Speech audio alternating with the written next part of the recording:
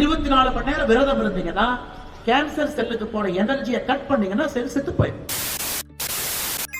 24 மணி நேரம் விரதம் இருந்தால் புற்றுநோய் அழிந்துவிடும் என பாஜக முன்னாள் மாநில தலைவர் அண்ணாமலை சமீபத்தில் பேசியிருந்தார். இது உண்மையா? புற்றுநோய் தொடர்பான அவரின் பேச்சு மக்களை தவறாக வழிநடத்தி உயிரிழப்புகளை ஏற்படுத்தலாம் என மருத்துவர்கள் சிலர் எச்சரித்துள்ளனர். எப்படி நம்ம முன்னோர்களுக்கு கேன்சர் வந்துச்சு? யாருக்குமே வரல. நாம விரதத்தை விட்டாச்சு, ஃபாஸ்ட் ஃபுட்டை சாப்பிடுறோம்.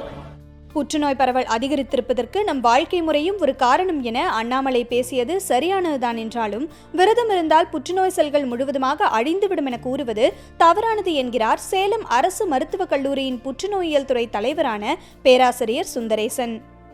இது மக்கள் மத்தியில் எனக்கு கேன்சர் வந்துச்சு, நான் ஃபாஸ்டிங் கரெக்டாக இருந்தால் கேன்சரே போயிடும் அப்படின்னு சொல்றது ரொம்ப அபத்தமான விஷயம். பாடிக்குள்ள ஃபாஸ்டிங்கை எந்த அளவுக்கு பண்ணால் யூஸ்ஃபுல்லாக இருக்கும் ஃபார் கேன்சர் பேஷண்ட்ஸ்னு லார்ஜ் ஸ்கேல் ஸ்டடிஸ் இல்லை.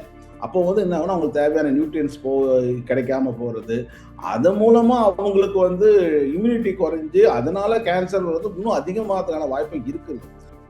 உண்ணாவிரதம் போன்ற நடைமுறைகளை முன்னோர்கள் பின்பற்றியதால் தான் புற்றுநோய் பாதிப்பு குறைவாக இருந்ததாக அண்ணாமலை தெரிவித்த கருத்தையும் சுந்தரேசன் மறுத்துள்ளார். கேன்சர் ப்ரிவலன்ஸ் அதிகமாக இருக்கிறது 2 காரணங்கள்.